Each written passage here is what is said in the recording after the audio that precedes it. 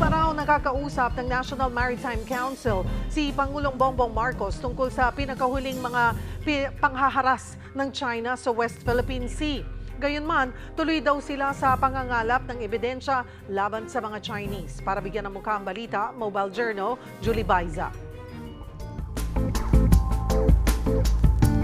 Naniniwala ang National Maritime Council na kailangang repasuhin ang Mutual Defense Treaty ng Pilipinas at Estados Unidos. Ito'y para maiangkop at maging relevant sa gitna ng patuloy na tensyon sa West Philippine Sea. 1951 pa yung Mutual Defense Treaty.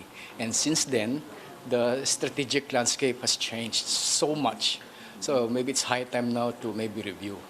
Tikom naman ang bibig ni Lopez kung ano ang mga dapat bisitahin sa kasunduan at ipinauubayan na raw ito sa Department of National Defense. Sa ilalim ng MDT, nangako ang dalawang bansa na tutulong at dedepensahan ng isa't isa laban sa pag-atake. Samantala, hindi pa nakakausap ng NMC si Pangulong Bongbong Marcos kaugnay ng panibagong insidente ng pangharas ng China sa Escoda Shoal. Ang council lang daw kasi ang nagko-convene para pag-usapan ng ganitong insidente. Pero ang Philippine Coast Guard may hawak ng ebidensya.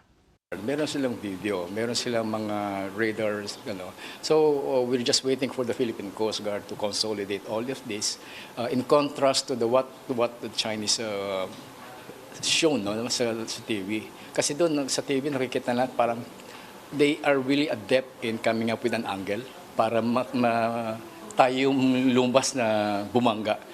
It's very, it doesn't make sense. Hindi na raw bago ang ganyang pangyayari. Sa tuwing may insidente kasi sa West Philippine Sea, lagi anyang binabaliktad ng China ang Pilipinas. Nagpaliwanag naman si Lopez sa pakikipag-ugnayan ng pamahalaan sa iba pang mga bansa. Nitong Martes lang, nag-courtesy call sa Malacanang ang mga opisyal ng United States Indo-Pacific Command.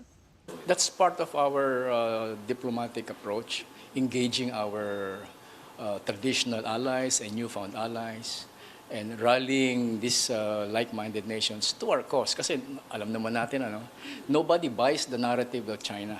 Lakas na rin daw na maituturing ng Pilipinas kontra China ang pagsunod at pagpapatupad sa United Nations Convention on the Law of the Sea o UNCLOS.